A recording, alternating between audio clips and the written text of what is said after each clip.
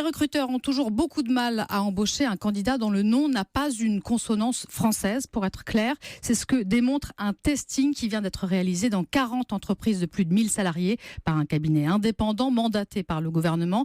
Bonjour Anne-Laure Jumet. Bonjour. Vous vous êtes procuré les résultats, ils sont assez accablants. Oui, un constat accablant, c'est d'ailleurs le mot utilisé hier par la ministre du Travail dans un tweet. Le ministère ne donne pas de chiffres à ce stade, mais selon plusieurs sources que nous avons jointes, dans un tiers des cas, il y a clairement une mise à l'écart de certaines candidatures.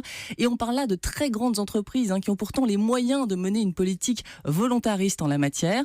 Alors le test précis était le suivant. Pour une même offre d'emploi, étaient envoyés 2 CV identiques. La seule différence, c'était le nom. Dans un cas, il était à consonance maghrébine. Et ce qui est donc apparu, c'est qu'un tiers des sociétés testées ont envoyé à de très nombreuses reprises une réponse positive au candidat qui s'appelait Antoine plutôt que Jamel. À l'issue de ce testing, toutes les entreprises ont été reçues au ministère du Travail pour s'expliquer, des entretiens de 2 heures.